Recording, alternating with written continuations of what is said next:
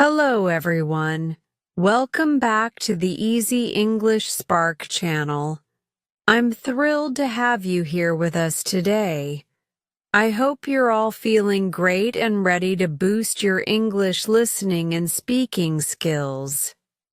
Today, we'll be diving into a special journey, much like the one in the story of a young girl who learned about healing, growth, and connection. Through simple yet powerful moments, we'll explore how to build your confidence, speak with fluency, and embrace the magic of language. Let's get started and light up your English journey. Chapter 1. A Stifling Summer. It was one of those scorching summer days in the city, the kind where the air feels like it's pressing against you, thick and heavy. I stepped out of the shower, wiped the sweat from my forehead, and pulled the curtains open. I glanced down at the street below, where the usual hustle and bustle of London was going on. But today, it all seemed to be moving in slow motion. People were walking, but they seemed sluggish, like they were dragging their feet, probably feeling the same suffocating heat that I was. The sun was relentless, burning down from the sky without mercy. I could feel its rays through the window, even though the curtains were only half drawn. The temperature was pushing past what London should have felt like in the middle of July. I could feel it in my skin, the hot, sticky air clinging to me, making it difficult to breathe normally. The kind of weather that makes everything feel wrong. It's supposed to be warm in July, but this was just too much. I slammed the curtains shut, the fabric tearing the last of the sunlight from the room. It didn't make the room cooler, but it did make the relentless heat feel more bearable, at least for a moment. I moved back toward the center of the room, pacing, feeling more and more agitated as the temperature pressed down on me. I could feel my frustration bubbling up, twisting itself into a knot in my chest. The anger wasn't just about the heat. It wasn't even about how badly I wanted to escape the suffocating air. The anger was because I couldn't escape the situation. I had to stay here, in this room, under these circumstances. The air was too hot, the house was too still, and the silence around me was too much to bear. But it wasn't the silence that angered me the most. It was what that silence meant. I walked across the room and stopped by my mother's bed. She lay there, still, almost lifeless. I could hear the faint sound of her breathing, shallow and uneven. She hadn't been well for a while now, but seeing her like this, looking so fragile, was almost unbearable. I couldn't help but feel the weight of everything pressing down on me as though the walls were closing in. I took a deep breath, trying to steady myself. My mother's sickness had been dragging on for what seemed like forever, and now the idea of leaving her even for just a short while, was like an impossible task. I stood there for a moment, my fingers twitching at my sides, unsure of what to do. It wasn't that I didn't care about her. Of course I did. But the thought of being sent away, of having to leave her, of being taken from the place I knew, was terrifying. I wasn't sure if I could handle it, if I could bear to be away from her for even a single day. I knew my mother was trying to do what was best for me. She was thinking of my health, thinking that I needed a break from the weight of it all. But I didn't want to leave her. I didn't want to go anywhere, not while she was like this. I'm not going, I whispered to myself, my voice barely above a breath. You can't send me away. I said the words quietly, like if I said them enough, maybe they'd become real. But then I glanced down at her. She was so pale, so frail. Her face, once vibrant and full of life, was now just a shadow of what it had been. It was heartbreaking. The thought of her lying here, in this bed, alone, while I was sent off somewhere else, somewhere I didn't want to go, it made me angry all over again. I knew I couldn't stay here forever, but I didn't want to leave her. I didn't want to leave this house, my home, and everything that was familiar to me. But then I heard the sound of footsteps outside the room. My heart skipped. I didn't have to look to know it was Dr. Thompson. He'd been coming by almost every day now, checking on her, adjusting her treatment. I had seen him enough times to recognize the sound of his shoes on the hallway floor.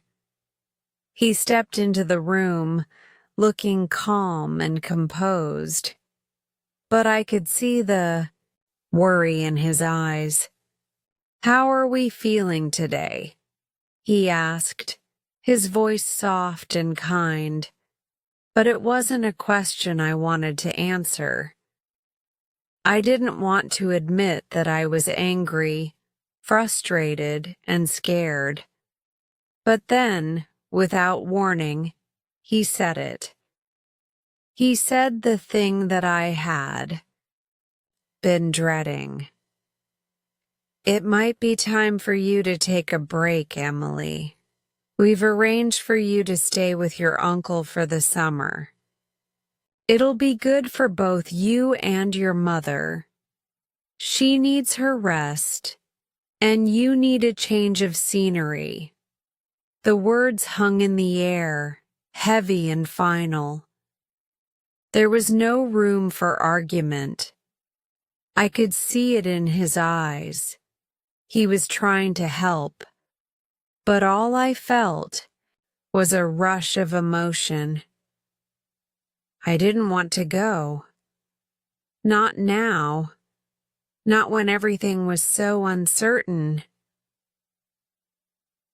"I'm not going," I said, louder this time, more forcefully, though I wasn't sure if I meant it or if I was just saying it to avoid facing the truth. "Doctor." Thompson gave me a sad smile like he understood. "Emily, you need this. Your mother will be fine. She's in good hands." His words meant to reassure, only made the fear grow inside me. I stood there for a moment, frozen, the heat of the room pressing down on me once again. Everything felt wrong. The world outside felt so distant, so foreign, and I couldn't shake the feeling that nothing would ever be the same again. Chapter 2.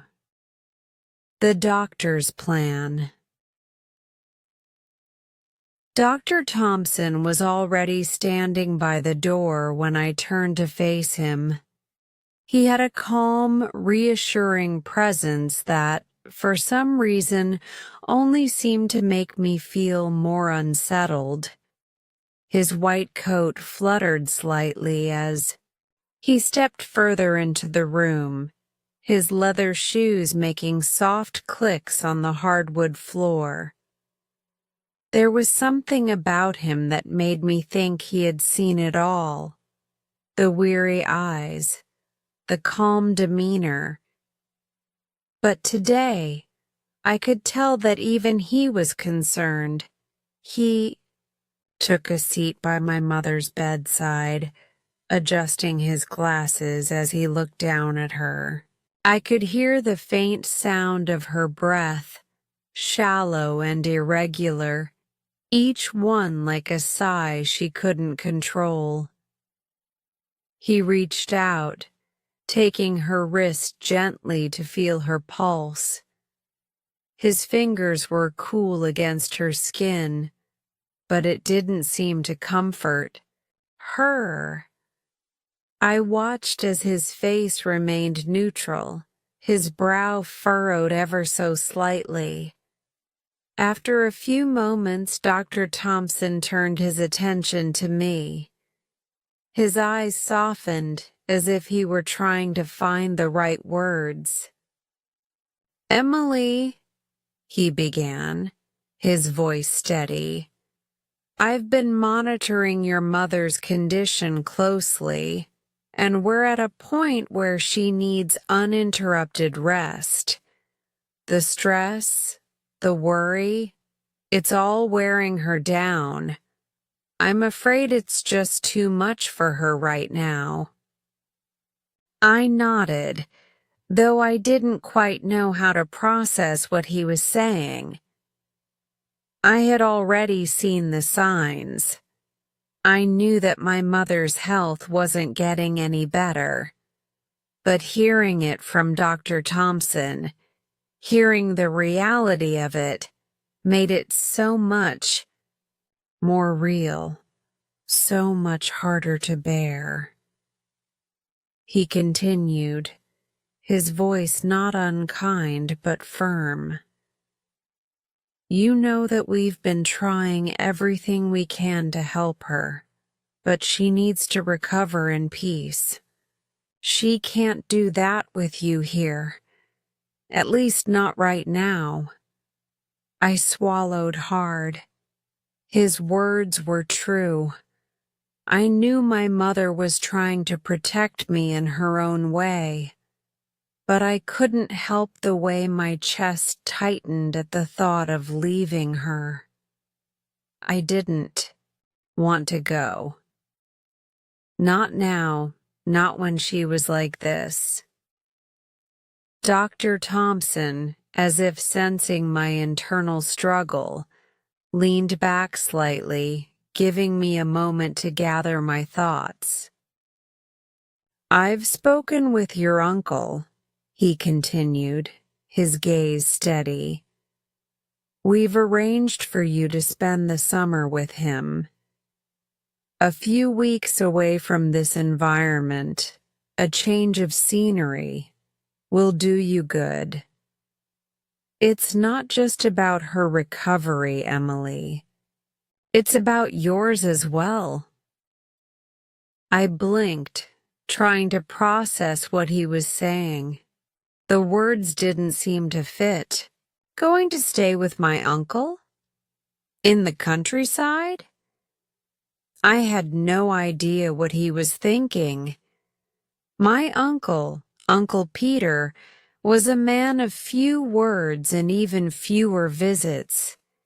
He lived far away in the middle of nowhere, in some small village that I had barely ever heard about. He was kind, but I had never felt a connection to him.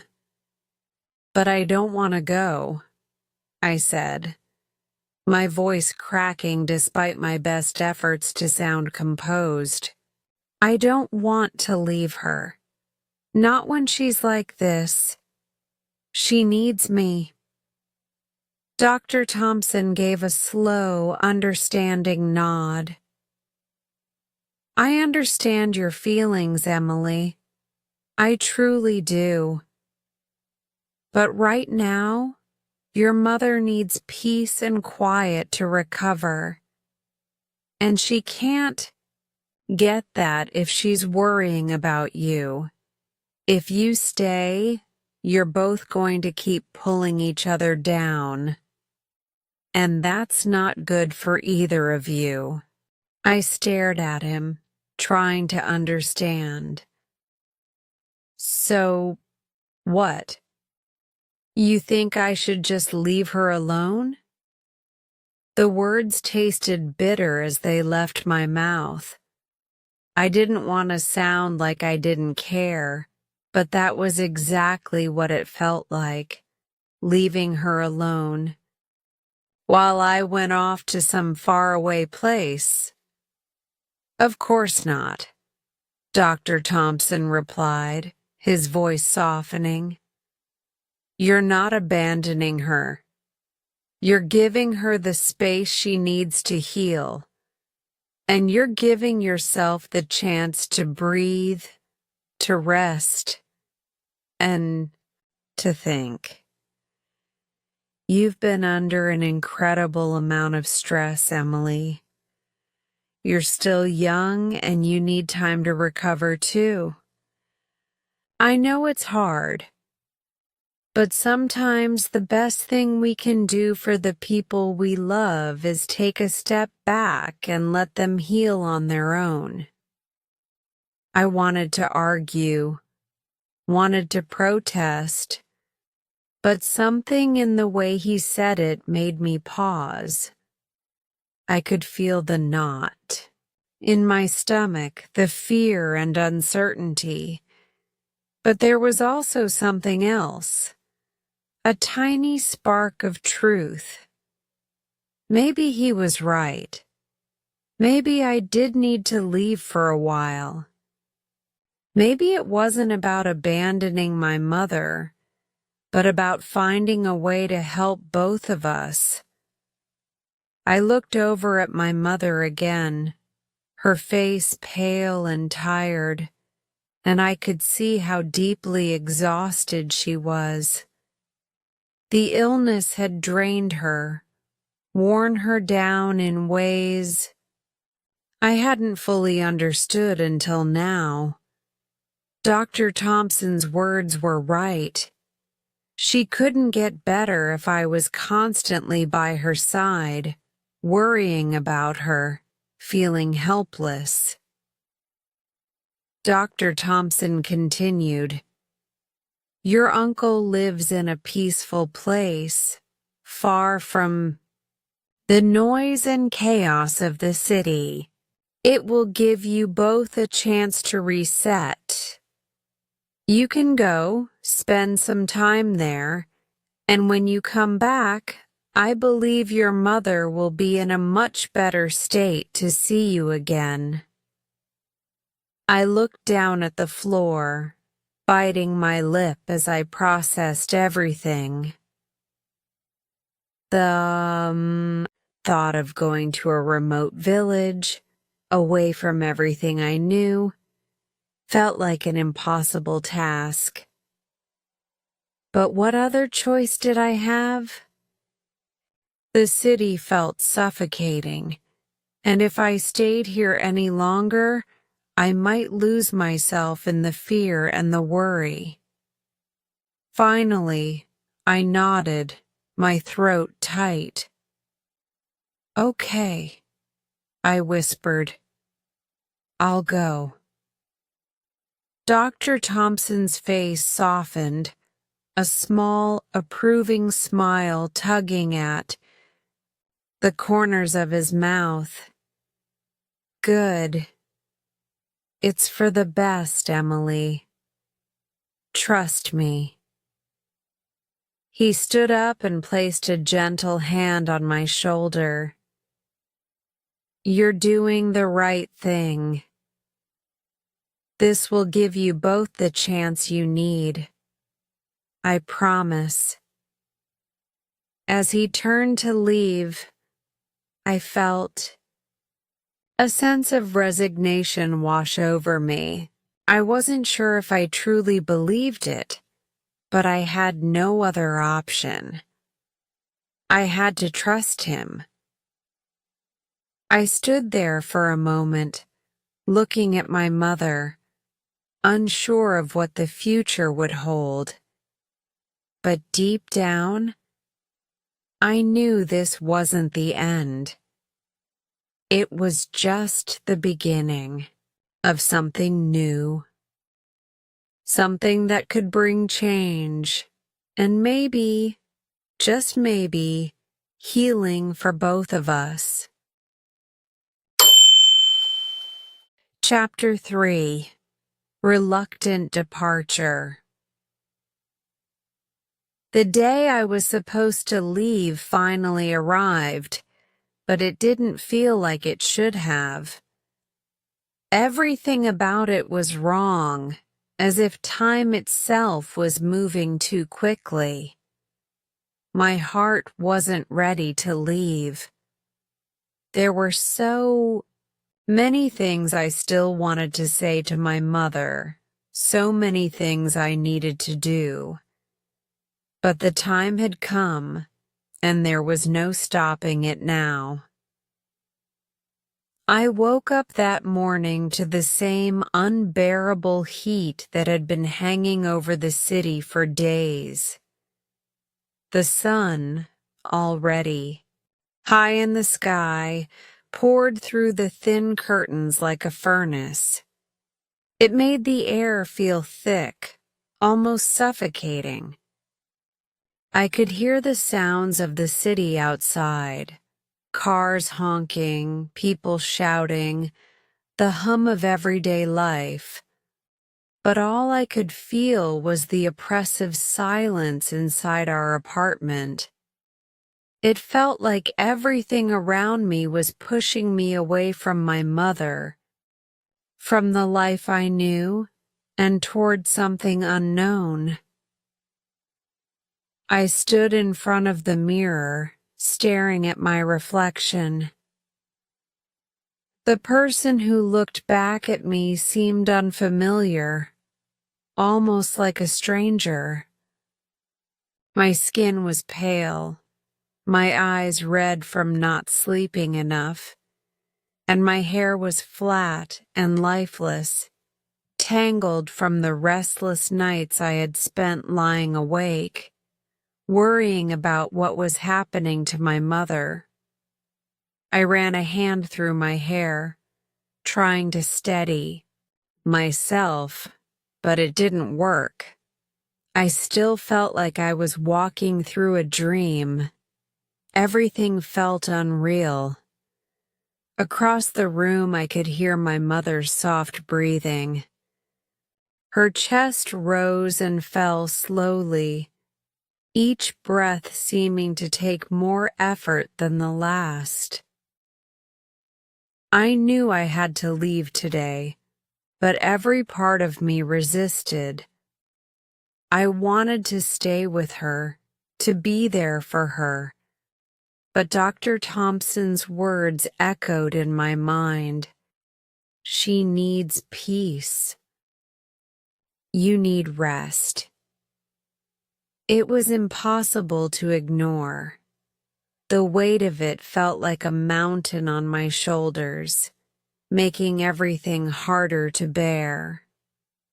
I walked over to her bedside, my heart heavy in my chest. and gently brushed a strand of hair from her forehead. She was so fragile now, her skin translucent, almost ghostly. I felt tears sting the back of my eyes, but I forced them back.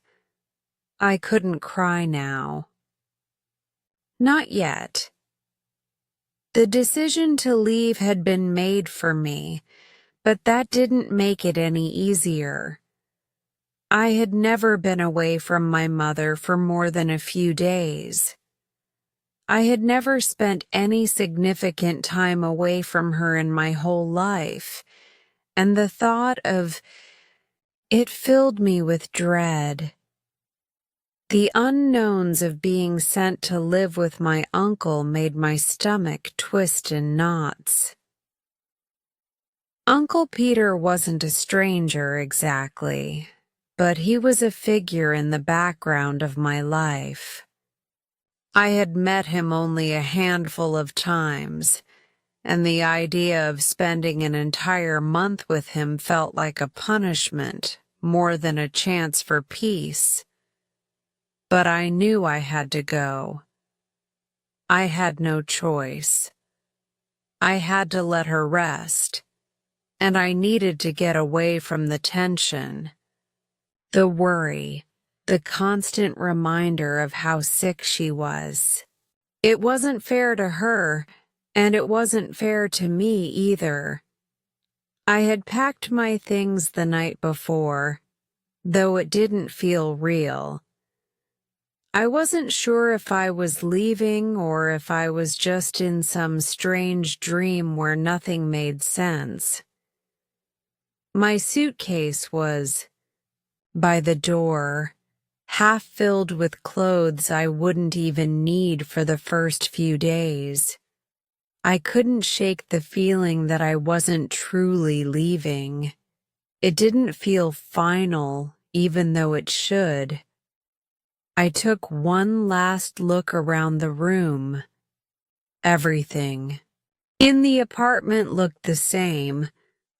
The furniture, the pictures on the walls, the worn rug on the floor. It all seemed so familiar, so normal. But I felt like I was stepping out of a world I didn't recognize.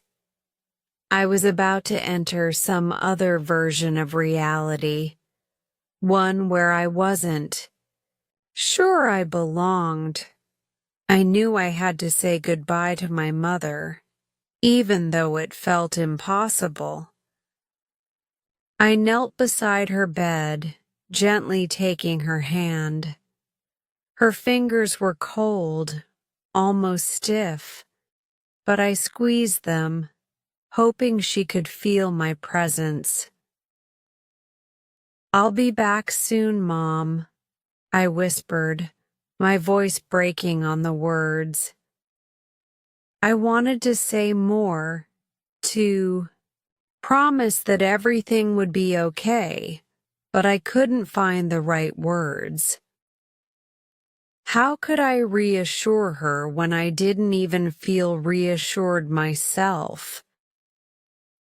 I could hear the faint sound of my suitcase wheels scraping against the floor as my father, who had been helping with the arrangements, moved around in the other room.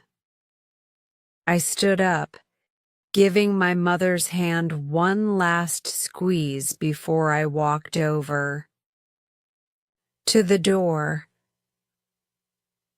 When I reached the door, I took a deep breath and glanced back at my mother. She was still sleeping, her face calm, but there was no mistaking the sadness in the air. I wasn't ready. Not at all. But I had to go. I opened the door and stepped into the hallway where my father was waiting with the suitcase. He looked at me with an expression I couldn't quite read. His eyes were tired, but there was also something else. an unspoken understanding that I was about to face something I wasn't prepared for. I didn't want to meet his gaze, but I had no choice. I knew he was just as worried as I was. "We're going to be fine," he said quietly, though his voice didn't sound entirely convincing. I didn't answer. I couldn't. I just nodded, forcing a smile that didn't reach my eyes. The car ride to the train station was silent. The streets of London, normally so full of noise and movement, felt eerily quiet as we made our way to the station. The city felt like a foreign place now, as though I was leaving a version of myself behind. I couldn't stop my mind from racing, thinking about everything I was leaving behind, everything I was walking away from. When we finally arrived at the station, I could see the train waiting for me, the doors open, ready to take me to the unknown. My father helped me with my suitcase, and we walked toward the train platform. As I looked up at the train, my stomach churned. The thought of spending the next few hours in that small compartment, away from my family, away from everything I knew, felt suffocating. But I couldn't go back now. I couldn't just turn around and leave. "Take care of yourself, Emily," my father said as he hugged me goodbye. His arms were tight around me, and I could feel his reluctance, his sadness at seeing me go. But we both knew it had to happen. I stepped onto the train, feeling like I was stepping into another world. The doors closed behind me, and as the train slowly pulled away from the station, I looked out the window, watching the familiar streets of London recede into the distance. I felt a knot form in my throat as the city became smaller and smaller. I was leaving behind my mother, my home, everything I had known. As the train sped toward my uncle's cottage, I couldn't shake the feeling that I was leaving something behind, something important. I was leaving my life, my family, and the only world I'd ever known. And in that moment, I wasn't sure if I was ready for whatever was waiting for me at the other end. Chapter 4. A New World. The train rattled along the tracks as I sat in my seat, staring out the window. The city had long since disappeared behind me, replaced by rolling fields and the occasional cluster of houses, but none of it felt real. It all seemed too distant, too far removed from everything I knew. I glanced at the other passengers, trying to find some sense of connection, but they all seemed so absorbed in their own worlds. I felt more isolated than ever, like I was the only one who didn't belong. The journey felt endless. The train slowed down as it entered a smaller station, a place I had never heard of before. The air outside was fresher here, cleaner, but still, I couldn't shake the feeling of being trapped in an unfamiliar place. The sounds of the city had given way to silence, interrupted only by the hum of the train and the occasional chirp of birds outside. I looked down at my hands, clutching my bag tightly in my lap. My thoughts kept returning to London, to the apartment, to my mother. What was she doing right now? Was she okay? The questions buzzed in my mind, relentless and unyielding. It felt wrong to be leaving, to be so far from her, and I couldn't silence the gnawing guilt that was eating at me. What if she needed me? What if I wasn't there when something happened? The train finally came to a stop, and I stood up, pulling my suitcase from the overhead compartment. My heart pounded as I stepped off the train onto the unfamiliar platform. The air smelled different here, fresh, but with a hint of earthiness. It felt isolated. The station was small, nothing like the bustling London hubs I was used to.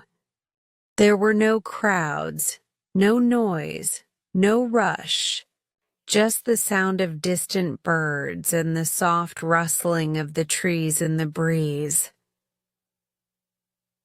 I walked toward the exit, where I saw a man waiting. He was tall, with wavy gray hair and a broad smile that didn't quite reach his eyes. He was wearing a weathered jacket, the kind you'd expect someone who lived in a remote place to wear, and he had an easygoing demeanor that made me instantly uncomfortable. I didn't know him well, but this was Uncle Peter.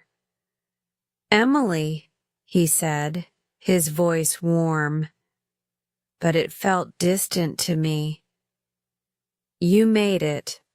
Welcome to my world." I couldn't respond. I just nodded and followed him as he led me to a small van parked by the side of the station.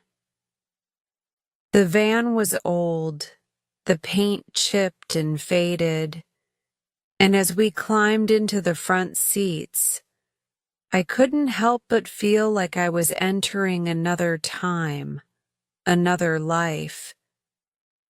The city was a world away, and here, everything felt slower, simpler. As we drove along the narrow roads, the landscape around me was a stark contrast to the busy streets of London. Fields stretched out on either side, a patchwork of green and brown. There were occasional clusters of trees, and in the distance, I could see the rolling hills that seemed to go on forever. It was beautiful in its own way, but it felt like a foreign country to me. The silence, the lack of people, it was unsettling. Where was the noise, the movement, the constant buzz of life that I was so used to? "So, how's the city?" Uncle Peter asked, glancing over at me with a raised eyebrow.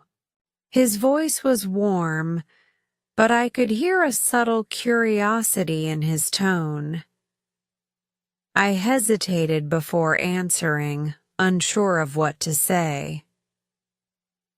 "It's fine," I replied flatly, not sure how to express how different everything felt. I know it's a bit of a change, Uncle Peter continued, his hands gripping the steering wheel as he navigated the winding roads. But you'll get used to it. It's quiet here. Peaceful. No distractions. Just you, nature, and a little bit of hard work. The van bounced along the gravel road, the tires crunching under the weight of the journey. I looked out the window again, trying to absorb everything. The silence was oppressive, not peaceful like he said. The only sounds were the wind through the trees and the occasional chirp of birds. No car horns, no people laughing, no radio in the background. Just an overwhelming sense of quiet that made everything feel too still. We passed by a small farmhouse, the kind with a thatched roof and a large garden in front. It looked like it belonged to another century, as if it had been there for centuries. The fields around it were neat and tidy, and there was a dog barking in the distance. It all seemed so simple, so isolated. Finally, Uncle Peter turned down a narrow dirt road that led into the trees. The van jostled as we made our way through the woods, the trees towering above us, blocking out the sunlight. It was so dark under the canopy of leaves that it almost felt like we had entered a different world altogether. The air was cooler here, the smell of pine and damp earth mixing together, and I could hear the rustling of leaves in the wind. We reached the end of the road, and Uncle Peter stopped the van in front of a small cottage. It was made of stone, with ivy climbing up the walls and a thatched roof that seemed to blend into the surrounding landscape. There was a small garden in the front, and chickens pecked around in the yard. A few sheep grazed lazily in the field behind the house, their soft bleating breaking the silence. "This is it," Uncle Peter said, stepping out of the van and opening the door for me. "Welcome to my humble abode."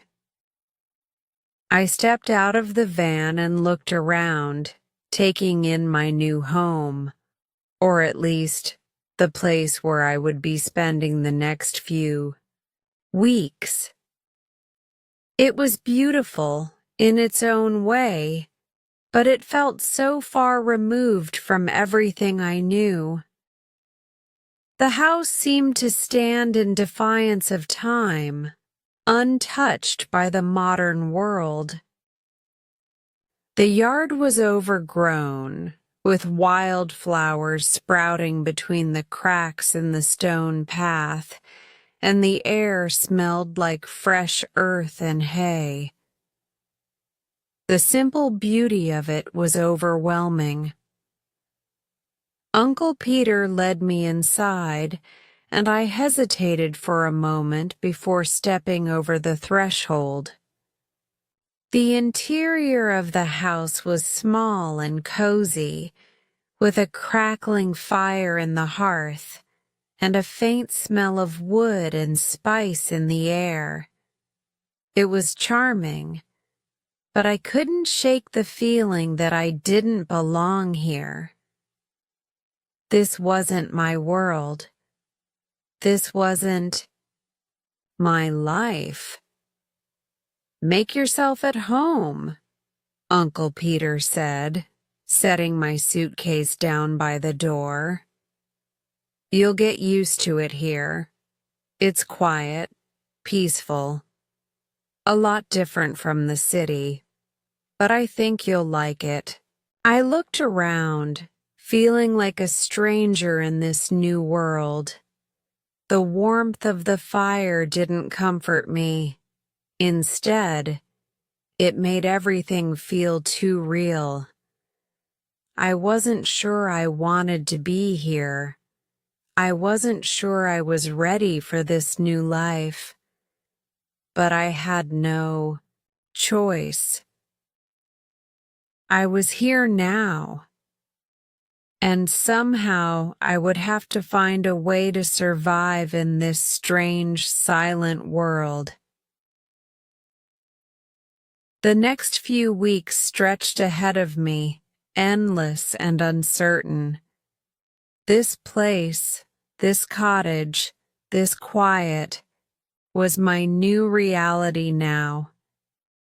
And even though I couldn't see it yet, I had the feeling that this place, far away from everything I knew, would change me in ways I couldn't even imagine. Chapter 5. Uncle's Cottage. The first night at Uncle Peter's cottage was like nothing I had ever experienced before. When I stepped inside, I immediately felt the stark difference from the bright, sterile walls of my apartment in London. The air inside was thick with the smell of wood smoke, dried herbs, and something earthy, something old. It was a comforting scent, but it also made me feel as if I had stepped into another world. The world of my uncle was unfamiliar to me, a world that felt disconnected from everything I had known. The cottage was small, with a wooden beam ceiling that gave it a cozy, almost rustic feel. The walls were lined with shelves of books and old knickknacks, some of them covered in dust. The furniture was simple but sturdy, comfortable chairs, an old wooden table in the center of the room, and a large stone fireplace at the far end of the room, where a fire crackled and popped, throwing flickering shadows across the walls. It was the kind of house that looked like it belonged in a fairy tale. Old, secluded, and yet oddly welcoming. But it wasn't my fairy tale. Uncle Peter motioned for me to sit in one of the chairs by the fire. He had already started a kettle of tea, the gentle sound of water heating filling the silence between us. "I know it's a bit much to take in," he said, his voice as calm as always. "But you'll get used to it here. It's peaceful. No traffic, no noise, just quiet." I sat down, feeling a little out of place. I wasn't used to quiet. The city was always alive with noise, the hum of cars, the chatter of people, the distant music from a street performer. But here, the silence was deep and unbroken. It pressed in on me, making me feel small and insignificant. I wanted to tell Uncle Peter how strange this all felt, how much I missed the city, but I didn't have the words.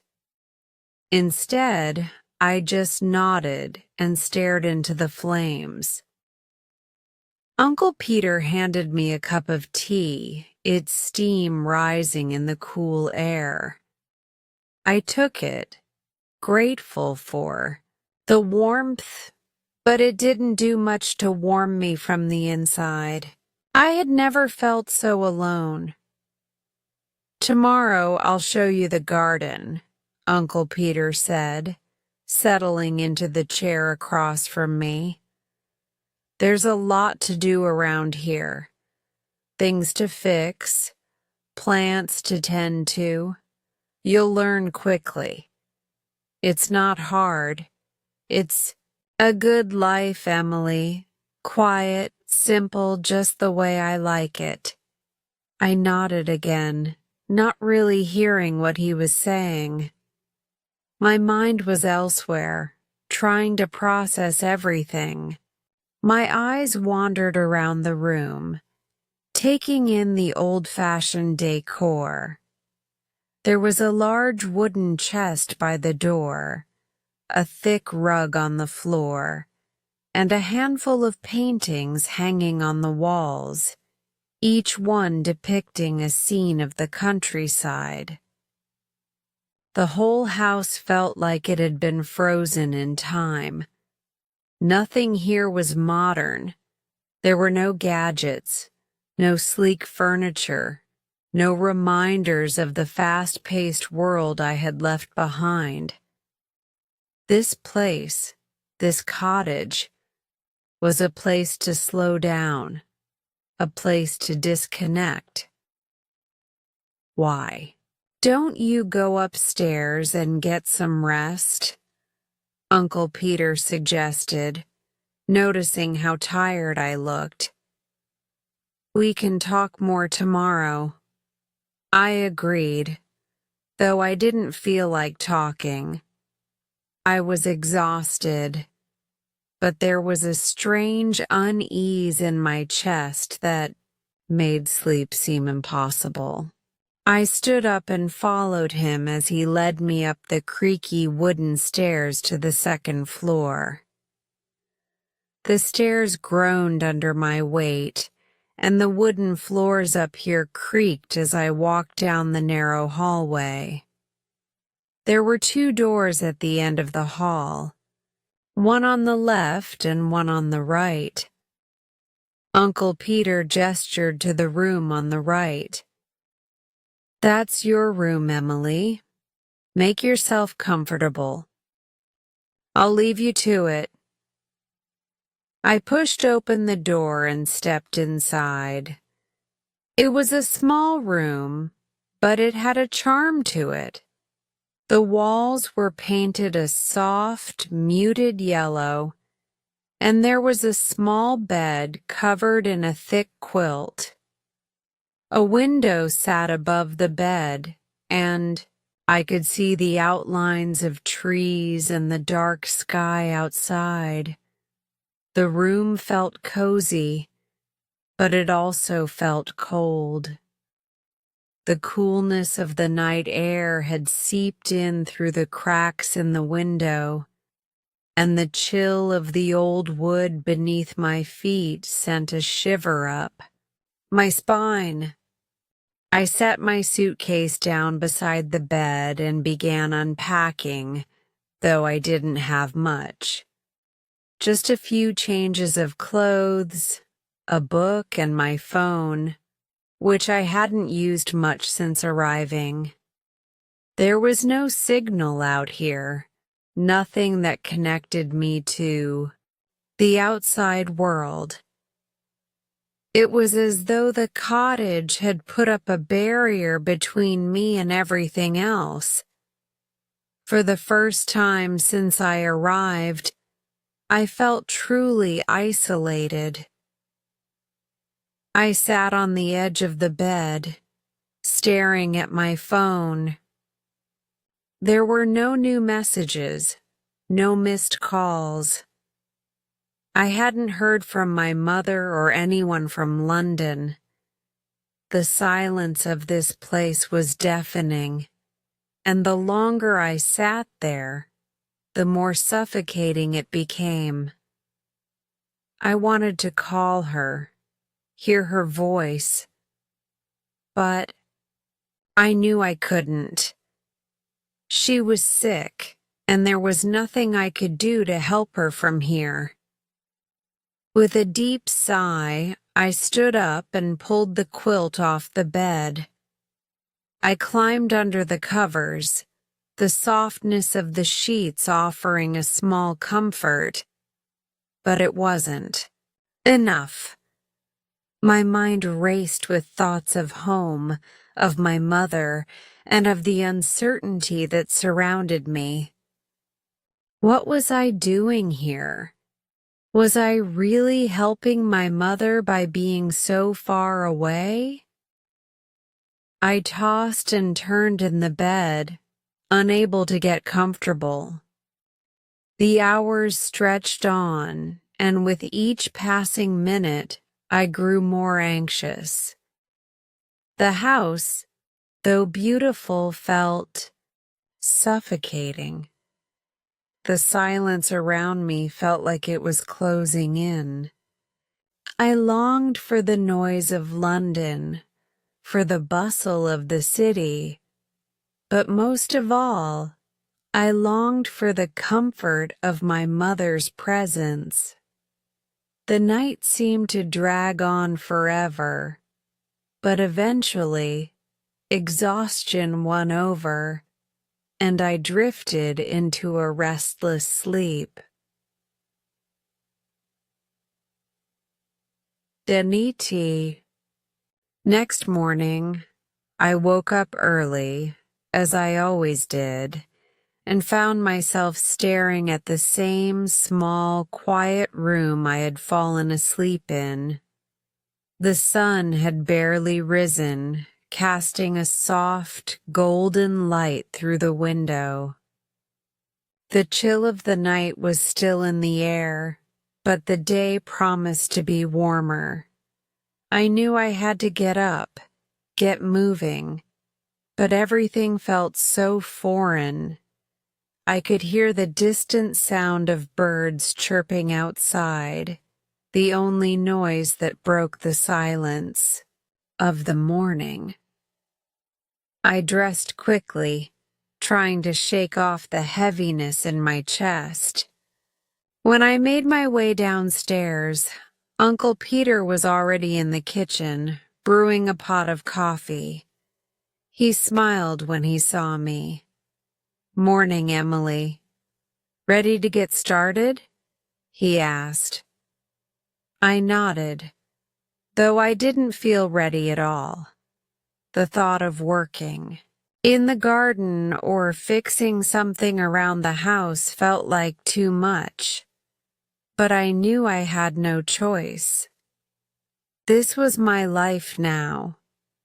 This was where I would stay, whether I liked it or not. Uncle Peter handed me a cup of coffee, and I took it, savoring the warmth. It was the only comfort I had in this strange place, this cottage that felt like it was from another time. "Let's get to work," Uncle Peter said, walking toward the door. "There's a lot to do around here. You'll get used to it." I followed him outside, where the world seemed to come alive with every step. The air was fresh, the grass a deep green, and though everything felt unfamiliar, I couldn't help but feel a tiny spark of something. Maybe hope. Maybe, just maybe, I would find my way in this quiet, isolated place. Maybe I would find my place here, in this world that felt so different from everything I had known. Chapter 6. The Magical Encounter. The days at Uncle Peter's cottage began to blur together. I woke up each morning to the quiet chirping of birds outside my window, and the cool, crisp air that seeped through the cracks in the walls. The world around me was peaceful, almost unnervingly so. I had never been surrounded by this much silence. In the city, even in the dead of night, there was always some noise, some movement, people, cars, distant sounds of life. But here, in this remote place, there was nothing but the wind rustling through the trees and the occasional bleat of a sheep in the field. I had settled into a routine, if you could call it that. Uncle Peter would wake up early, already tending to the animals or working in the garden. I would follow him after a breakfast of eggs, homemade bread, and tea, still unsure of what I was doing here. I helped out as best as I could, feeding the chickens, collecting eggs, and even trying my hand at milking the cows. But everything felt unfamiliar, and no matter how hard I tried to immerse myself in the simplicity of it all, my mind kept wandering back to London, back to my mother.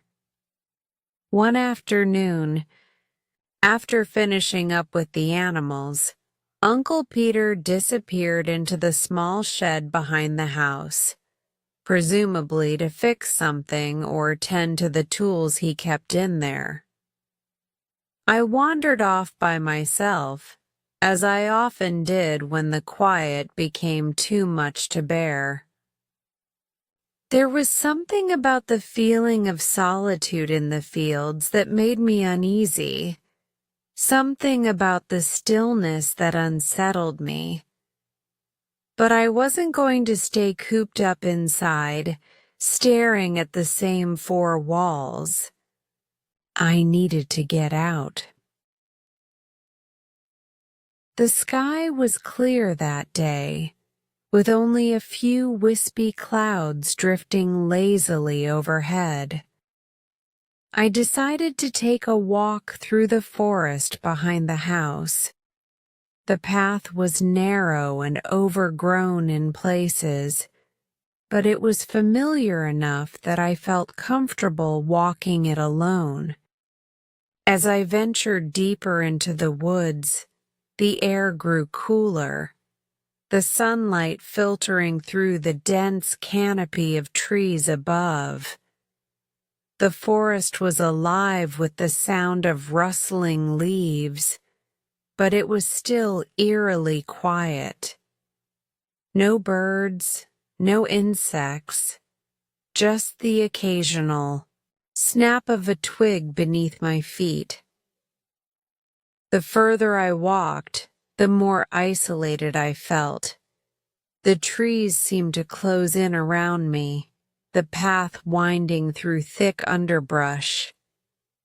I could feel my heart beating faster in my chest, as if the forest itself was alive, watching me. But I told myself it was just my imagination. Nothing was out of the ordinary.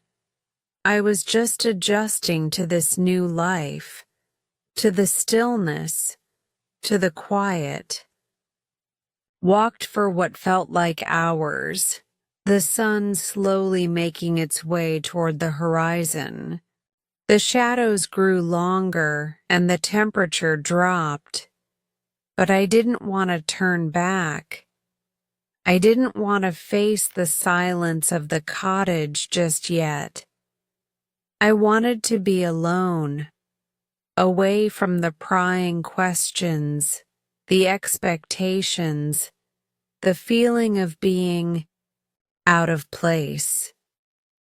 And then, as I rounded a bend in the path, I saw something that made me stop dead in my tracks.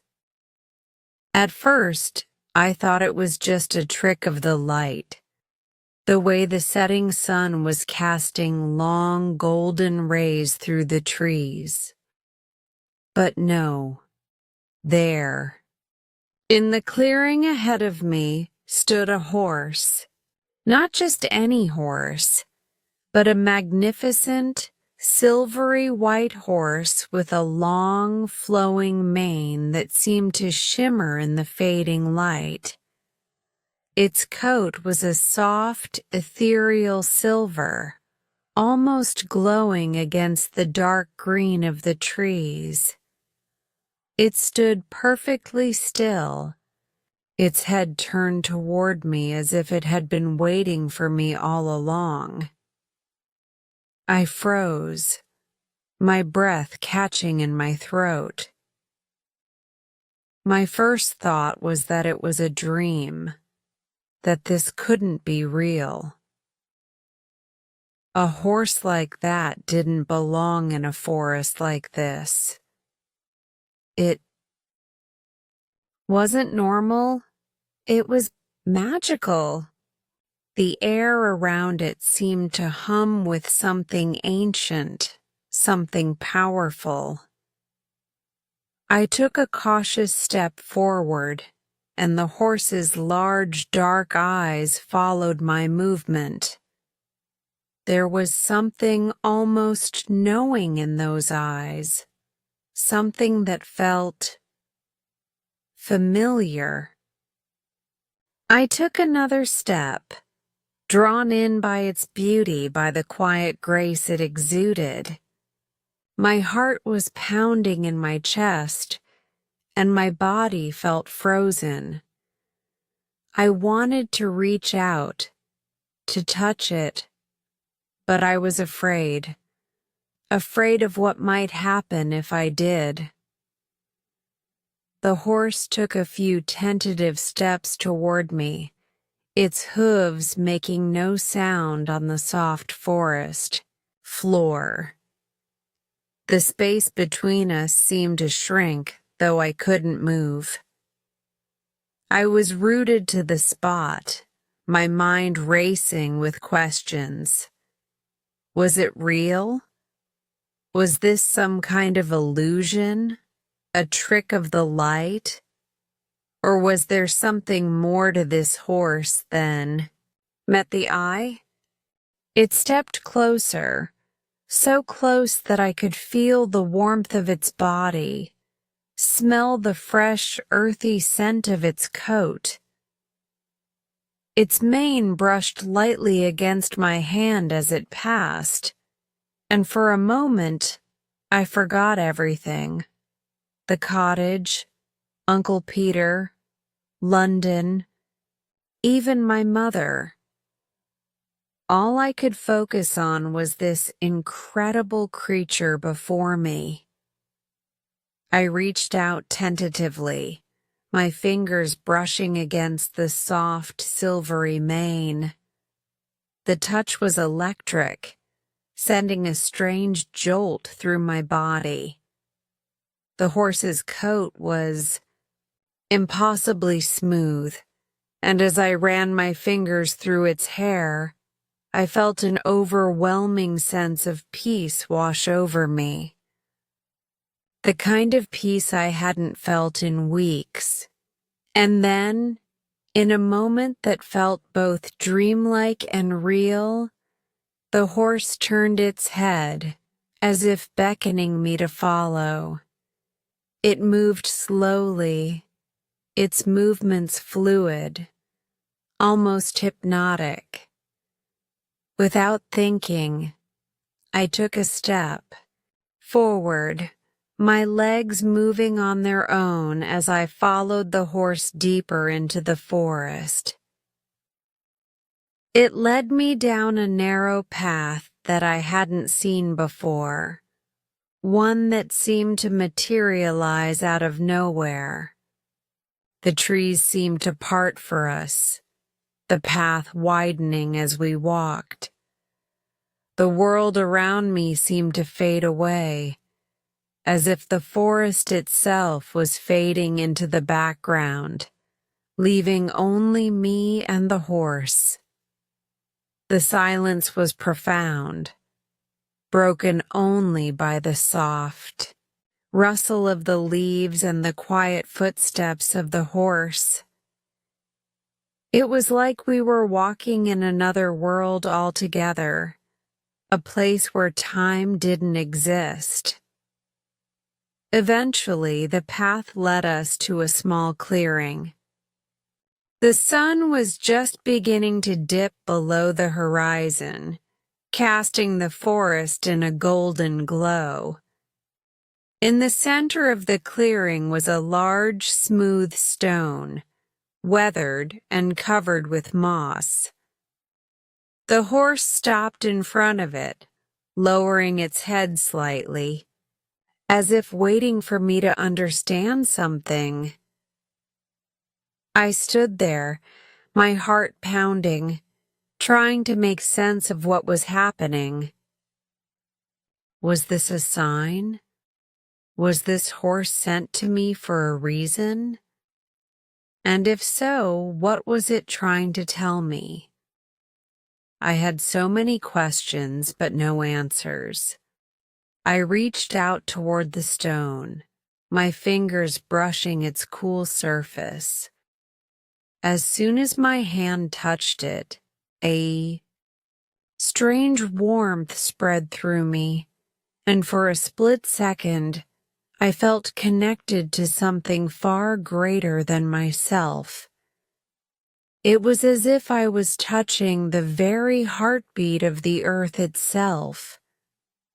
The horse nickered softly, and I turned to look at it. It was watching me intently, its eyes deep and knowing. It was as though it had shared a secret with me, a secret I wasn't yet ready to understand. Then, as if it had decided its task was done, the horse turned and began to move away. It walked toward the edge of the clearing, stopping once more to look back at me. I hesitated for a moment, not wanting this encounter to end, but I knew it was time to go. I turned and walked back toward the path, my steps slow but steady. The horse followed me for a few paces, then, with a final glance, disappeared into the woods. I stood there for a moment, listening to the quiet around me, the echo of its presence still lingering in the air. When I finally returned to the cottage, I didn't know what to think or what to say. I couldn't explain what had happened, couldn't even begin to understand it. All I knew was that something had changed.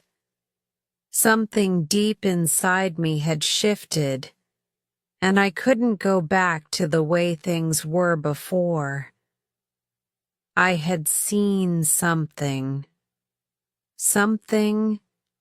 magical, and I knew it was only the beginning of whatever this place, this world, was trying to show me. And I couldn't help but feel that this encounter, this horse, had come into my life for a reason. Chapter 7. The Legend. The next day, I couldn't stop thinking about the horse, the silvery white creature with its shimmering mane and those deep, knowing eyes. I had barely been able to sleep the night before, the image of the horse lingering in my mind like a dream I couldn't quite shake off. Everything about the encounter felt too real to be a fantasy, too vivid to be just a trick of the mind. I kept replaying every moment, every detail, and wondering what it all meant. After breakfast, I couldn't stand being indoors anymore. I needed answers. I needed to understand what had happened in the woods and why I felt so drawn to that horse. Uncle Peter, as usual, was already busy outside, tending to the animals and the garden. He seemed like a man who was always content in his own quiet world, but I wasn't sure I could ignore what I had seen. The silence in the cottage, the peace that seemed to cling to everything here, only made me feel more restless. I needed to talk about it. I needed to hear someone's thoughts on what I had encountered. I found Uncle Peter out by the barn, feeding the sheep. He looked up as I approached, his face breaking into that easy smile of his, the one that didn't quite reach his eyes. "Morning. Emily, how are you feeling today?" he asked, brushing a hand across his forehead. I hesitated for a moment, unsure of how to bring it up. "Uncle Peter," I began, my voice shaky. "I saw something yesterday, in the woods." He stopped what he was doing, his hand stilling as he turned to look at me, his expression unreadable. I couldn't tell if he was surprised or if this was something he had been expecting. "Go on," he said, his voice calm but with an edge of curiosity. I took a deep breath, trying to steady myself before continuing. "I saw a horse," I said, my voice trailing off. "A white horse. It was glowing almost, and it was just standing there waiting for me. I don't know how to explain it, but it felt different, like it was calling me." Uncle Peter didn't say anything at first. He just stared at me, his expression unreadable. I felt the weight of the silence hanging between us, the tension growing. I couldn't read him. Was he skeptical? Was he dismissing me as just another girl caught up in a fantasy? Finally, he spoke, his voice quiet but firm. "It sounds like you've seen the unicorn." I blinked, sure I hadn't heard him correctly. "The unicorn?" I repeated, my mind racing. "You mean like a mythical creature? The unicorn?" Uncle Peter nodded slowly, the corners of his mouth pulling into a faint smile. "You're not the first to see it, Emily. That horse, well, it's not just any horse. It's part of the old legend of the Isle of Skye." I stared at him, trying to process what he was saying. "A legend?" I asked, my voice barely above a whisper. "But I thought unicorns are just stories, myths. I mean, they're not real, are they?" Uncle Peter chuckled softly, the sound rough like gravel. "That's what they want you to believe. People like to forget. But there's more truth in old stories than most people care to admit. The unicorn has been part of this land for as long as anyone can remember. There are tales about it, ancient ones, passed down through generations. I felt a shiver run down my spine. But why would I see it? Why me? I asked, my mind swirling with confusion and disbelief. What does it want with me? He turned away from me and began walking toward the barn, motioning for me to follow. Let me tell you the story, he said, his voice quieter now, more serious. Come with me. We walked together into the barn, where Uncle Peter set down the bucket of feed he had been holding. He motioned to a stool in the corner, and I sat down, my eyes fixed on him, waiting for him to speak. The legend of the unicorn goes back centuries, Uncle Peter began. They say that the unicorn is a creature of great power, one that can heal the sick and guide those who are lost. But it's not just any creature. It's tied to the land itself, to the soul of sky. When the island is in danger, when the balance of nature is disturbed, the unicorn will appear to protect it, to restore that balance. I listened intently, my mind reeling as Uncle Peter continued. Long ago, before people came to settle on the island, the unicorn roamed freely. It was said to be the guardian of the land, the protector of the forests, the hills, and the waters. But as time passed, the world changed. People came, and the land became crowded. The unicorn, they say, withdrew from human eyes, hiding itself in the deepest parts of the island. Only those with pure hearts, those who are truly connected to the land, can see it. He paused for a moment, his eyes dark and serious. It's said that the unicorn will only appear when it's needed most, when there's a person worthy enough to see it, to hear its call. And when the unicorn chooses someone, it doesn't just appear for a fleeting moment. No, it stays with them, guides them. Sometimes it helps heal those who are sick, or those who are lost in their hearts. I felt the weight of his words sinking in.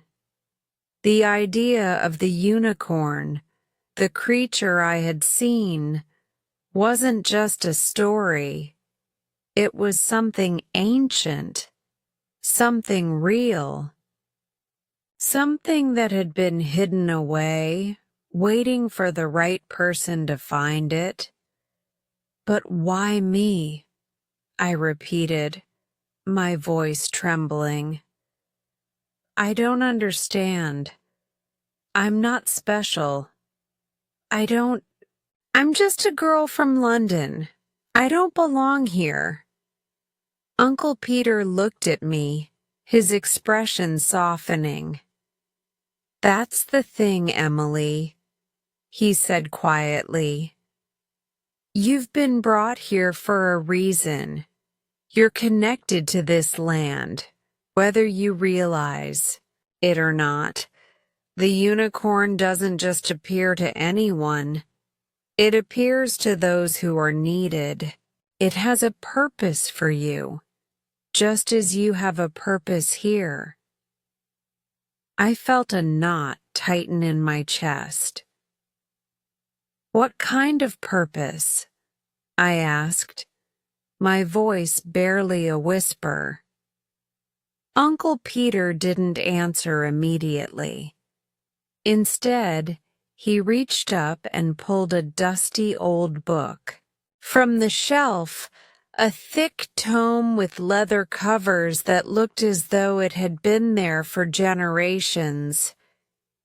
He opened it to a page that had clearly been worn by years of use.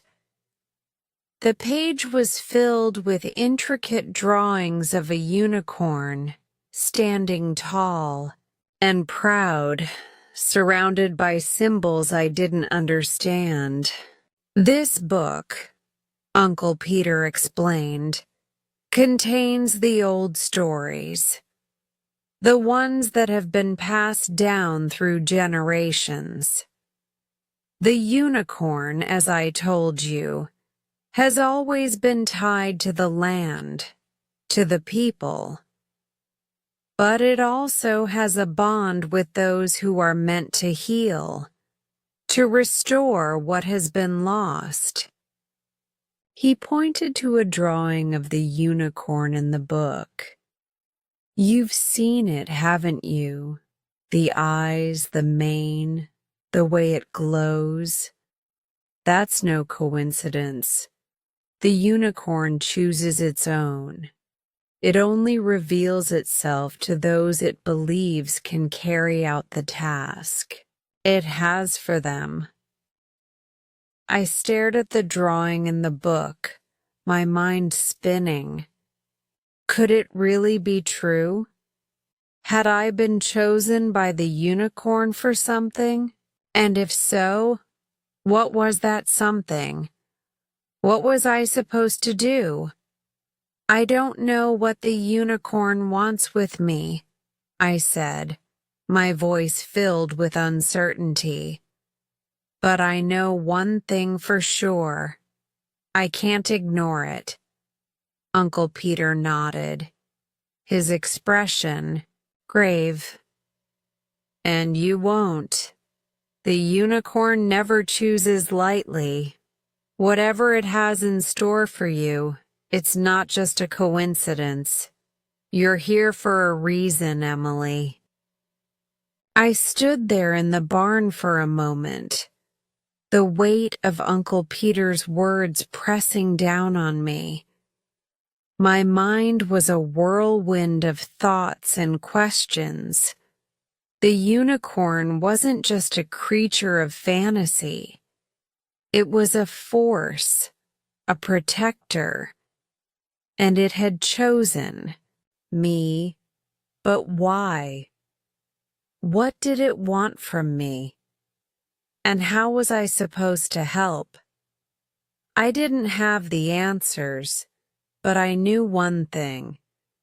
The unicorn had come into my life for a reason. And I was about to find out just how deep this legend went. Chapter 8. Wish Granted.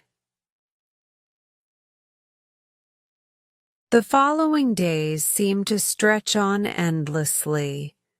The forest, the rolling hills, and the quiet of Uncle Peter's cottage had become my new reality.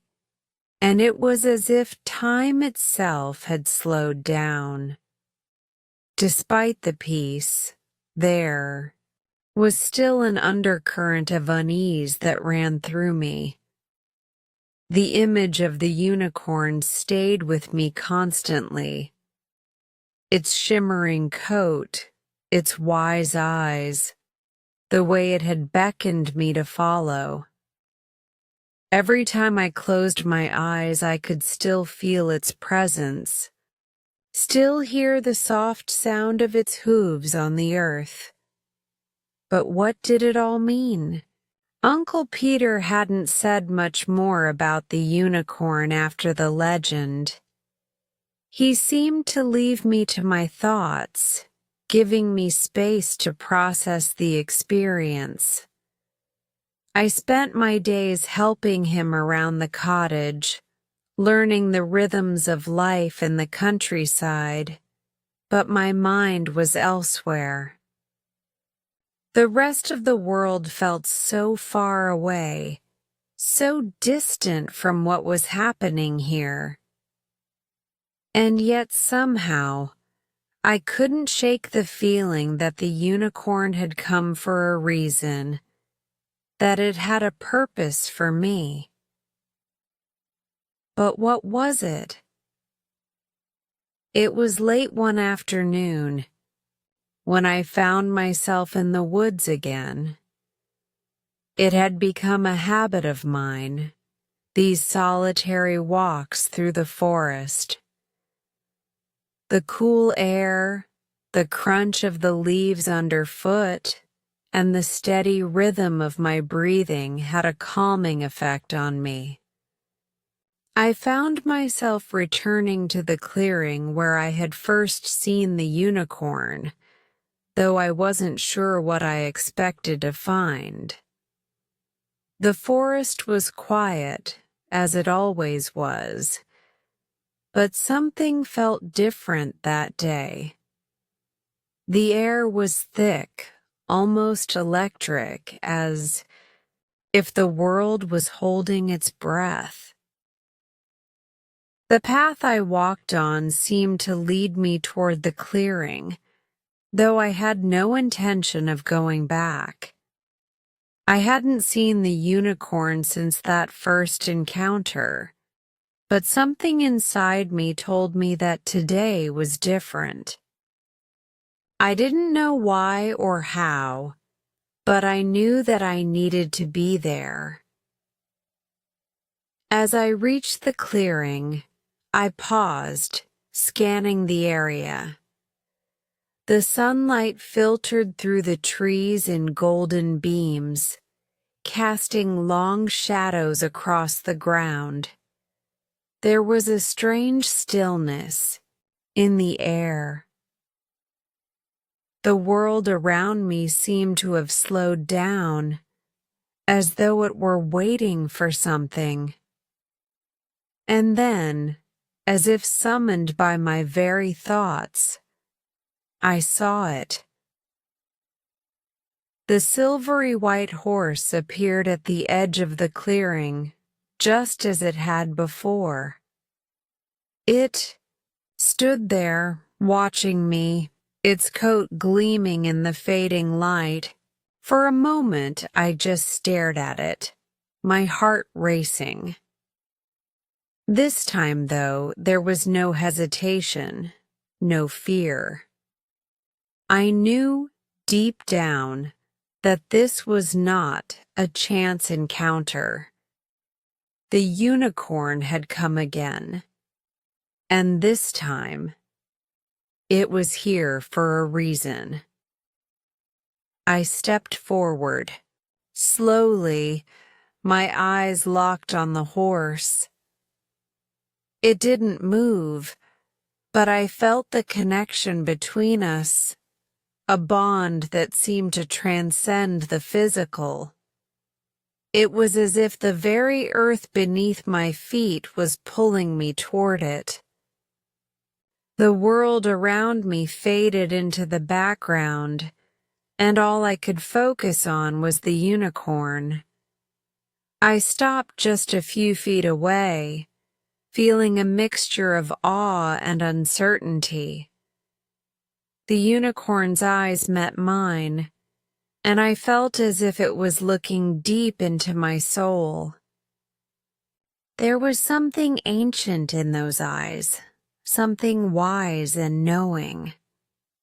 I couldn't explain it, but I knew that it wasn't just a horse.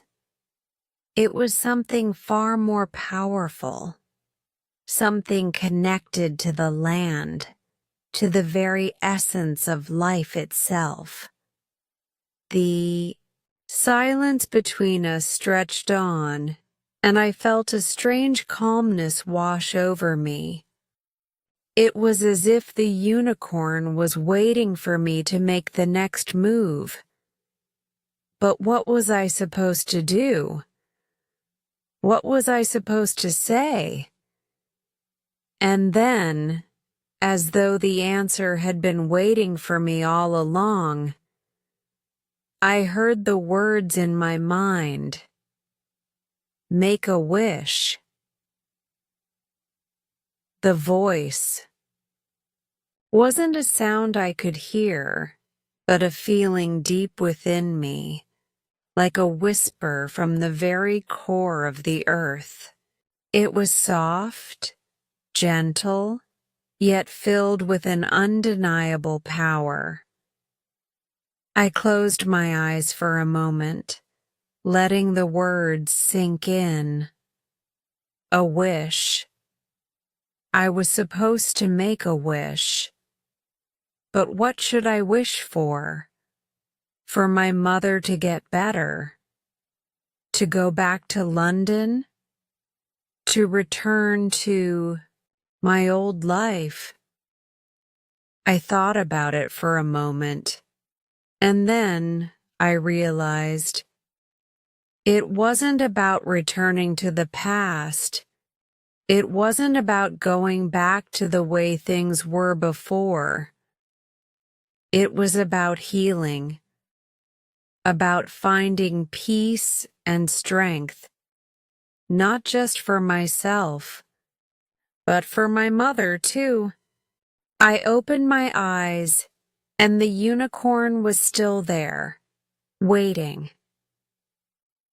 Its eyes were calm, knowing, as if it understood the weight of my thoughts. I wish for my mother to get better, I thought, my heart full of longing and hope. I wish for her to heal, to be strong again, to live without pain. As soon as the thought passed through my mind, something shifted in the air. The ground beneath me seemed to hum with energy, a gentle vibration that spread through my body. The unicorn took a step forward, its graceful movement so fluid that it almost seemed to glide across the earth. It stopped just inches from me, and I felt the warmth of its presence envelope me, as if it was giving me a blessing, a gift that I couldn't yet comprehend. The unicorn's head lowered, and I reached out tentatively, my fingers brushing against its soft, silvery mane. The touch was like nothing I had ever felt before. It was warm, yet cool at the same time. It was comforting, grounding, and in that moment, I felt a deep sense of peace settle within me. The energy of the earth, the power of the unicorn, and the peace of the forest seemed to merge into one. For a long time we stood there in silence. The unicorn didn't move, didn't make a sound, but I felt as if it was communicating with me on a deeper level, something that couldn't be put into words. It wasn't just a wish I had made, it was a promise, a commitment to myself and to my mother, a commitment to healing, to moving forward, to embracing the unknown. Finally, after what seemed like an eternity, the unicorn turned and began to walk slowly toward the edge of the clearing. As it moved, it glanced back at me one last time, its eyes filled with a gentle wisdom, before disappearing into the trees, vanishing as mysteriously as it had come. I stood there for a long time, trying to process everything that had just happened. My heart was still racing, my body still tingling from the energy that had passed between us.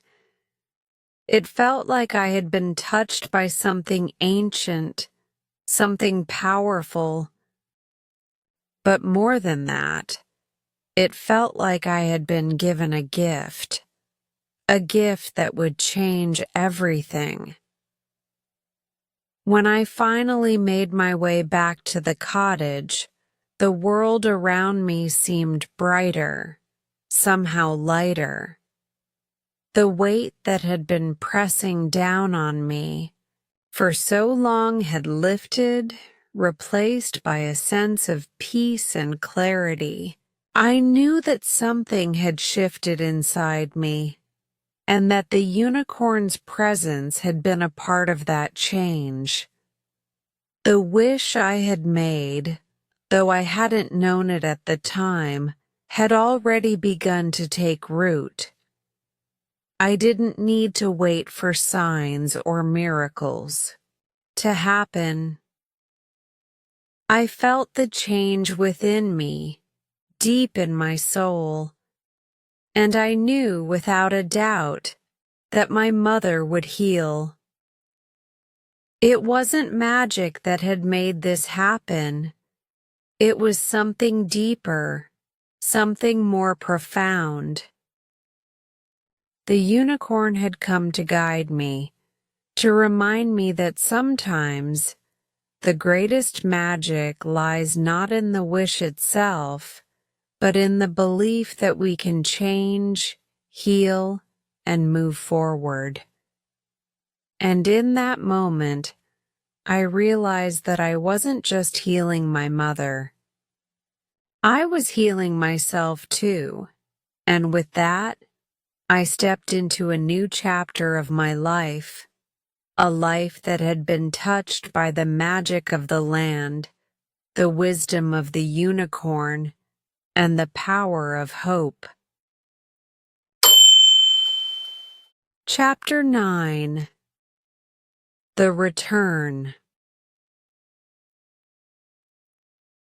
The days at Uncle Peter's cottage had passed in a blur of routine, peace, and quiet. It was strange how quickly I had adjusted to the slow pace of life here. No busy streets, no constant hum of the city. The days were filled with small tasks, tending to the animals, working in the garden, and sitting with Uncle Peter as we talked about the land, the weather, and the stories that had been passed down through generations. But despite all that, there was always a part of me that felt like I was only going through the motions. I couldn't fully escape the gnawing feeling that I was missing something, someone. I had made my wish to the unicorn, had felt the weight of that ancient magical bond, but my heart was still tethered to my mother, to the life I had left behind in London. And now the time had come to return. It had been almost a month since I'd arrived at the cottage, and Uncle Peter had been kind enough to give me the space I needed to adjust. But now the silence had become something else, something almost unbearable. I had been living in a quiet dream, one where time seemed to move slower, where the worries of the world felt distant. But as much as I had tried to bury it, the pull of home had always remained. It was a quiet ache that had become louder with each passing day, and now, with every fiber of my being, I knew it was time to go back. The morning I was to leave, I woke up early, before the sun had fully risen. The room was bathed in a soft, pale light, the kind that only came with the early hours of dawn. I lay there for a moment, staring at the ceiling, listening to the faint sounds of the forest outside. The chirping of the birds, the rustling of the leaves, everything was still. But it was too still, too quiet. My thoughts raced as I lay there in the dim light. What if I wasn't ready to face my old life again? What if everything had changed too much? But then I thought of my mother. I thought of the wish I had made to the unicorn, how I had wished for her to be healed, for her to be whole again. I had to believe that it was working, that she was on the road to recovery, even though I couldn't see her. I had to return to find out what had happened in my absence, to be there for her in ways I couldn't be from a distance. With a sigh, I pushed the covers aside and swung my legs over the side of the bed. The cool morning air hit my skin, sending a chill through me as I stood up. I dressed quickly in the clothes I had packed, trying not to think too much about the inevitable goodbye. When I went downstairs, Uncle Peter was already up, as always. He was standing in the kitchen, stirring something in a pot over the stove. The smell of coffee and porridge filled the air, but for some reason it felt different today. It felt like a last meal, something marking the end of one chapter and the beginning of another. Uncle Peter turned as I entered, giving me a small, knowing smile. He didn't say anything at first, but his eyes were kind, full of the same quiet understanding that he had shown me since the moment I arrived. "Are you ready to leave?" he asked, his voice soft but filled with an unspoken question. I nodded, slowly, forcing a smile, but inside, my heart was heavy. I had grown attached to this place, to the rhythm of life here, even if it hadn't felt like it at first. But more than that, I had grown attached to the peace that had settled over me. Here, I was away from the noise of the world. Here, I could breathe. But now it was time to leave. "I think I am," I said quietly, the words feeling both true and not true at the same time.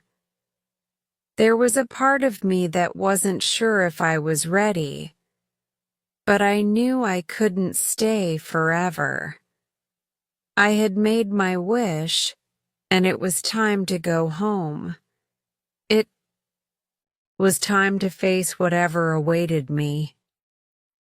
Uncle Peter set the spoon down and turned to me, his face serious now. "You know, Emily, you've changed since you've been here. I can see it. You've learned things, not just about this place, but about yourself. Don't forget what you've learned here. It will help you when you return."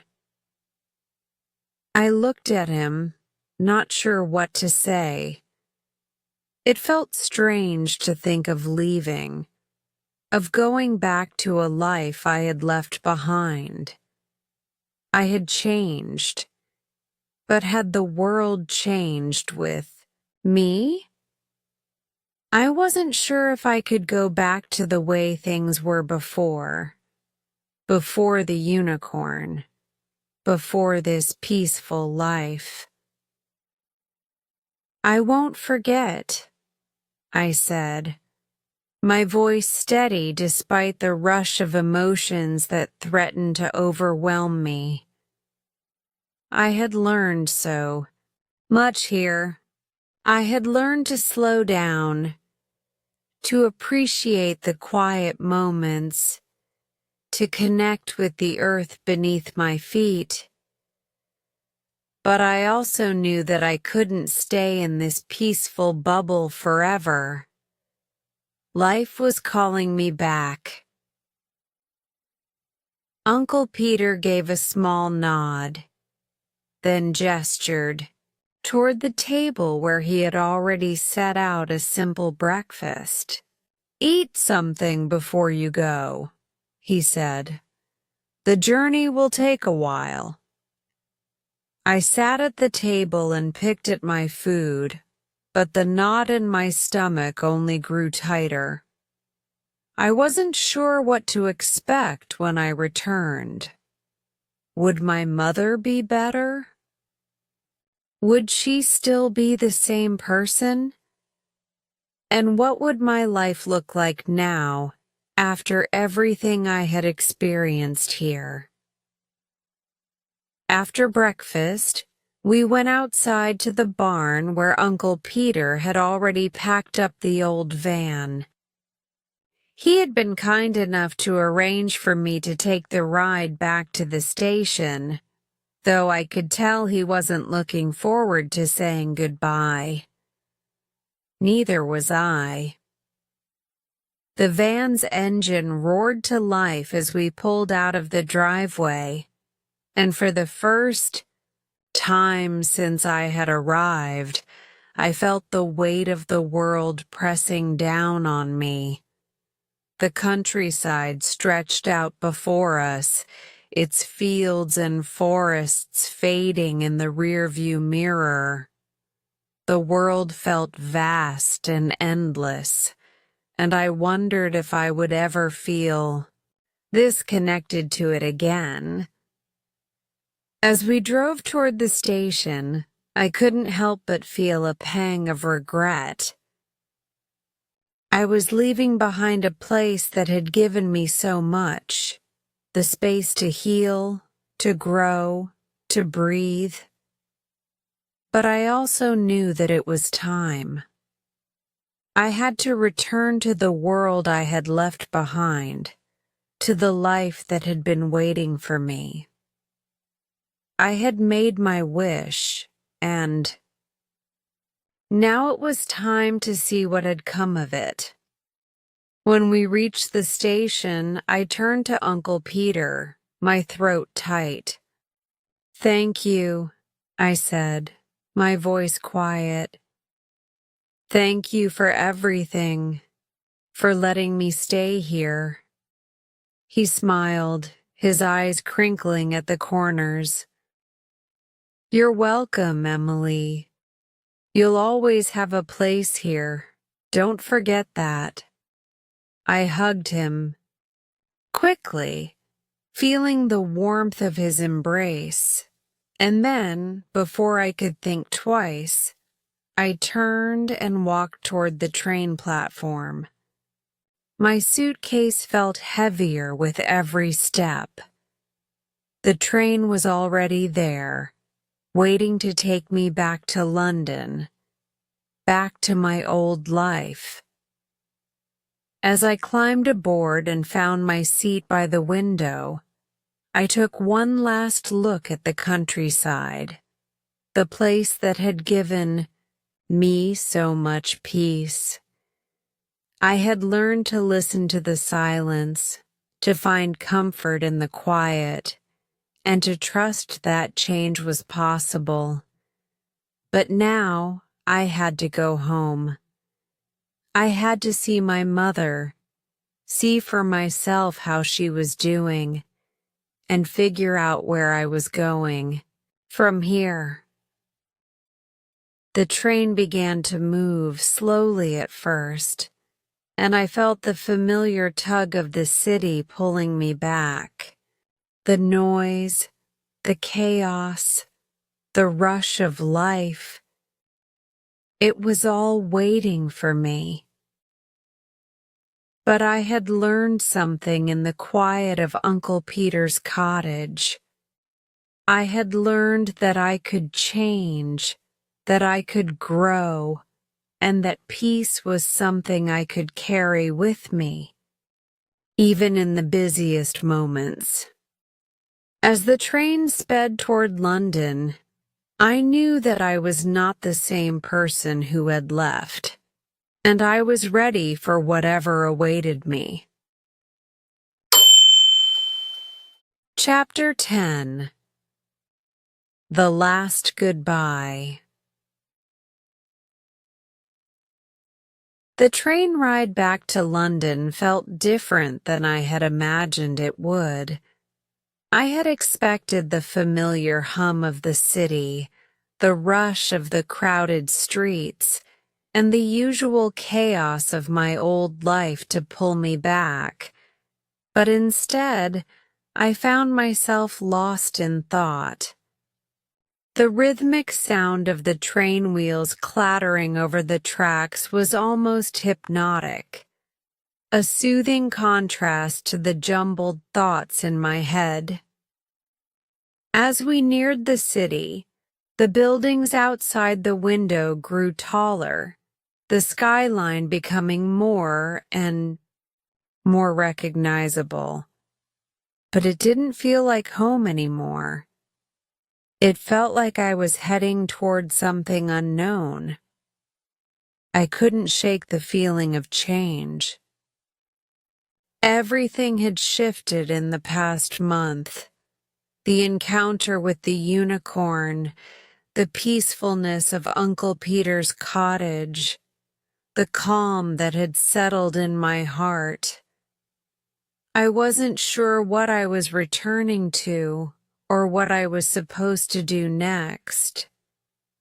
My mother had been the one constant in my life, but the question that lingered in my mind was, what if everything had changed?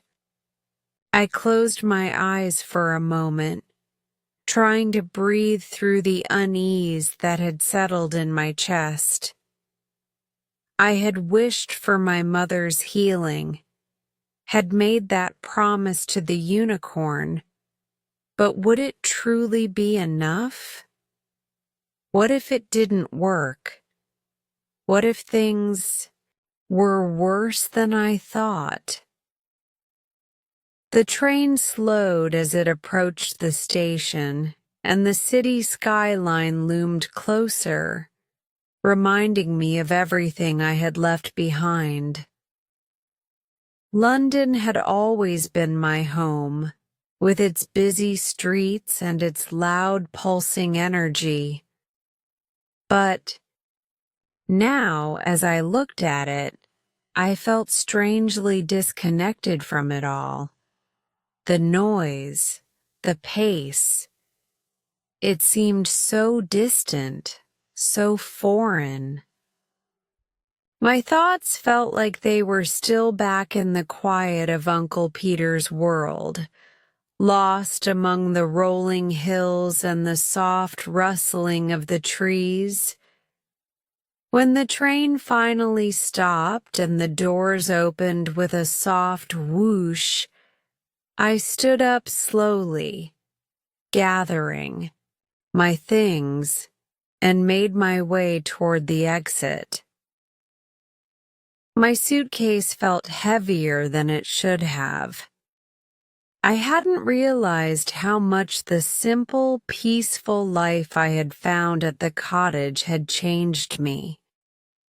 Everything about this city, about my old life, suddenly seemed so fast, so frantic. I walked through the station, the familiar hum of voices around me growing louder, the sounds of footsteps echoing off the tiled floors. People rushed by, each person absorbed in their own world, their own worries. I glanced around, looking for a face I recognized, and when I spotted the familiar figure standing at the far end of the platform, I felt a wave of emotion wash over me. My father was waiting for me, just as he had promised. His tired eyes scanned the crowd, and when he saw me, a small smile tugged at the corners of his mouth. I could see the relief in his expression, the weight lifting off his shoulders as he saw me walking toward him. He stepped forward, meeting me halfway, and before I could stop myself, I wrapped my arms around him in a tight hug. It was strange, holding him like this after everything that had happened. I hadn't realized how much I had missed him until this moment. His familiar scent, woodsy, earthy, with a hint of the cologne he always wore, was grounding. For a moment, I let myself forget about everything else. The worries, the fear, the uncertainty, and just focused on the comfort of being in his arms. It was like nothing had changed, even though everything had. "I'm glad you're back," he said, his voice thick with emotion as he pulled away slightly to look at me. His eyes searched mine, as if trying to see how I had changed, trying to understand the person I had become in my time away. "I'm glad to be back," I said softly, but I knew that wasn't entirely true. I was glad to be with him, to be home, but a part of me still felt the pull of that quiet life in the countryside.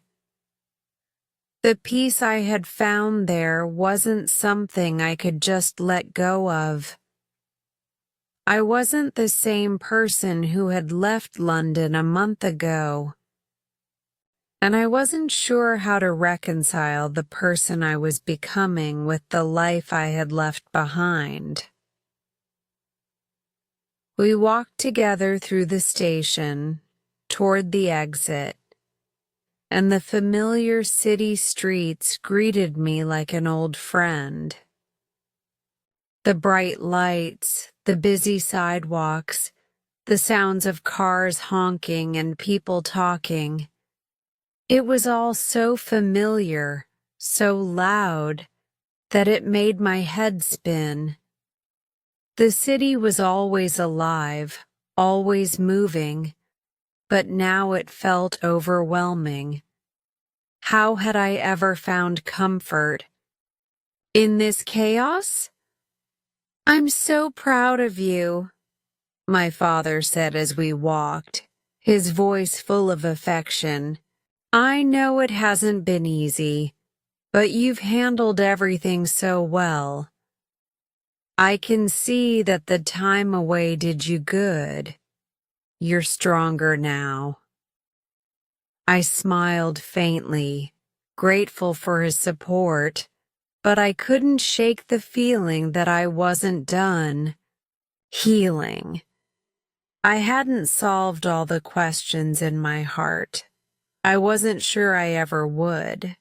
When we reached the car, I climbed in beside him, and the drive home was mostly quiet, filled with the soft hum of the engine and the occasional sound of my father's voice as he asked about my time at Uncle Peter's.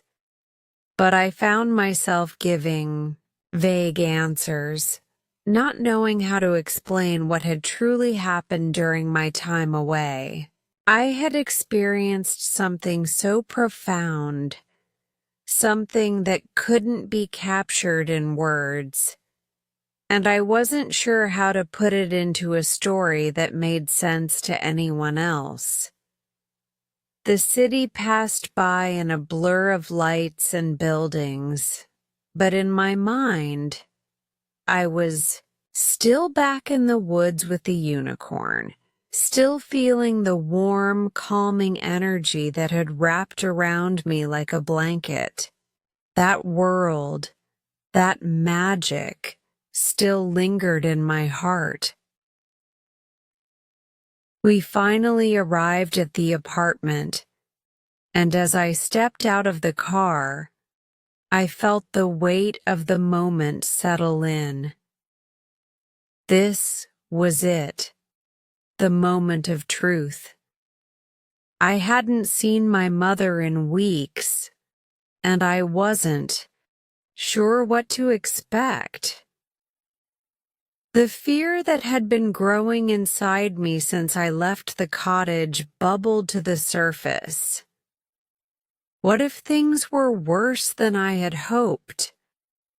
What if she hadn't improved at all? My father opened the door and I stepped inside, my heart racing. The apartment was quiet, too quiet. The familiar smell of our home filled my nose, but it felt different now. It felt like I was stepping into a place that wasn't quite mine anymore, a place where everything had changed. My mother was sitting in the living room, her frail figure outlined against the soft glow of the lamps. When she saw me, her face softened, and she smiled. It wasn't the same vibrant smile I remembered, but it was enough. She was sitting up, her eyes clear, and there was a strength in her that hadn't been there before. I walked toward her slowly, my heart pounding in my chest. She looked up at me, her eyes filled with something between exhaustion and relief. "Emily," she whispered, her voice raspy but full of warmth. "You're back." I knelt beside her, taking her hand in mine. The touch was warm, and for the first time in a long time, I felt like everything would be okay. "I'm home," I whispered back, and I meant it. For the first time, I wasn't just returning to the city. I was returning to my mother, to my family, to the promise I had made, to heal, to grow, and to move forward. Everything had changed, but in that moment, I knew that I had the strength to face whatever came next. And as I sat beside her, holding her hand, I realized that the journey wasn't over yet. The unicorn had given me a wish, and it had granted it in a way that I couldn't fully understand. But I knew now that the true magic wasn't in the wish itself. It was in the belief that things could change, that healing was possible, and that love and hope could guide us through even the darkest times. And for the first time in a long while, I felt at peace. Great work today. Every moment you spend practicing brings you closer to mastering your English listening and speaking skills. Remember, progress comes with patience and consistency. If this story inspired you or helped you in your learning journey, don't forget to like, share, and subscribe to Easy English Spark channel for more lessons and stories. Keep listening, keep speaking, and keep believing in your growth. I'll see you in the next video. Take care and keep shining.